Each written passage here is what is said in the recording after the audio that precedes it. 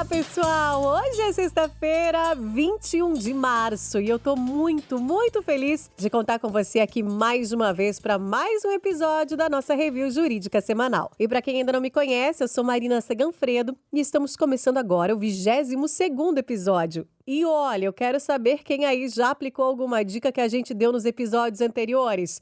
Conta aqui pra gente nos comentários qual foi o conselho jurídico que mais te ajudou até agora.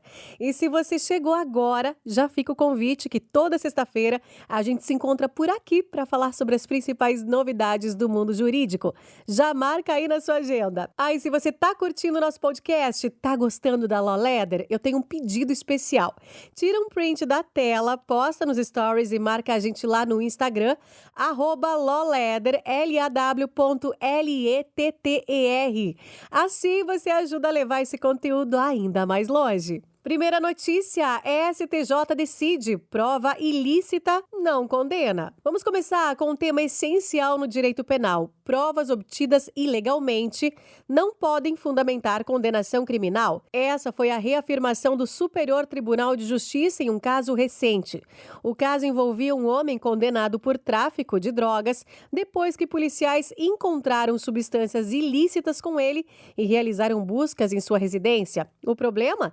Tudo foi baseado apenas em denúncia anônima, sem autorização judicial. O ministro Ribeiro Dantas aplicou o artigo 240, segundo do Código de Processo Penal e destacou um ponto crucial. Denúncia anônima, sem verificação prévia ou comportamento suspeito, não justifica abordagem nem busca domiciliar. Como resultado, as provas foram anuladas e o réu absolvido. Esse é um caso clássico da teoria dos frutos da árvore envenenada, que, segundo o artigo 5º, inciso 56 da Constituição Federal, determina que se a prova foi obtida de maneira ilegal, tudo que vier dela também é inválido no processo. E na prática, como essa decisão impacta as abordagens policiais e os processos penais? Se um civil for abordado sem justificativa ou tiver sua casa revistada sem mandado, o que fazer?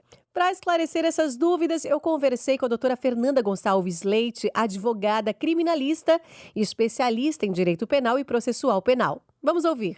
A denúncia anônima, ela não pode ser o único fator para motivar tais buscas, né? Seja a busca pessoal, veicular ou domiciliar, a denúncia anônima por si só, desacompanhada de quaisquer outros elementos ou diligências prévias, como a verificação de procedência dessa informação, não autoriza de modo algum o cerceamento dos direitos fundamentais. Não autoriza sequer o requisito de suspeita prévia para a busca pessoal, porque, do contrário, bastaria a autoridade policial dizer que está procedendo com a busca porque recebeu uma denúncia anônima. E a denúncia anônima não cabe contraditório.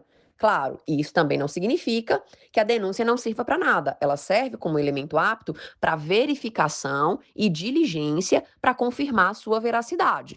Então, bateram na sua porta, a primeira coisa é verificar se há um mandado, conferir se as informações do documento estão corretas, como seus dados pessoais, seu endereço, verificar o horário que está sendo cumprido o mandado e o que está determinado para ser cumprido.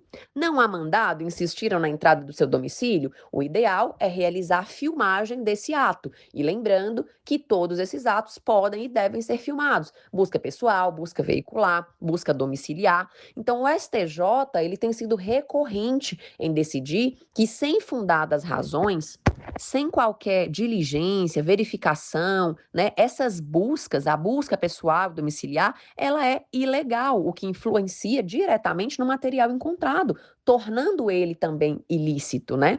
Isso significa também que as buscas podem ser feitas sem mandado, elas podem ser feitas sem mandado, elas podem ser feitas durante a noite, mas com fundadas razões devidamente justificadas, né, que indiquem que dentro da casa ocorria uma situação de flagrante delito. Então, o Estado, o Ministério Público, o Judiciário, que são os maiores responsáveis pelo controle da legalidade, da legitimidade dos atos praticados, devem ter cuidado para que esses atos que podem ter como consequência o cerceamento de direitos fundamentais não venham a fragilizar o direito à intimidade e inviolabilidade familiar. Ótima análise, doutora Fernanda. Fica o alerta, então, para os operadores do direito. O respeito ao devido processo legal não é mera formalidade, mas uma condição essencial de validade para toda a persecução penal. Segunda notícia, o TJ de São Paulo autoriza rastreamento de devedores por aplicativos de delivery e streaming. Agora, uma decisão que mostra como o direito e a tecnologia estão cada vez mais conectados. O Tribunal de Justiça de São Paulo autorizou que uma instituição de ensino localize um devedor de mensalidades escolares por meio de aplicativos como iFood, Uber, Netflix e Mercado Livre. Sim, você ouviu certo. Imagine receber uma intimação porque seu endereço foi localizado no iFood. Pois é, isso agora é possível. A decisão reformou uma sentença de primeira instância que havia negado a consulta a essas plataformas. O desembargador Afonso Braz justificou a medida, dizendo que, como vivemos cada vez mais conectados, esses aplicativos armazenam dados valiosos que podem ser usados para fins de execução judicial.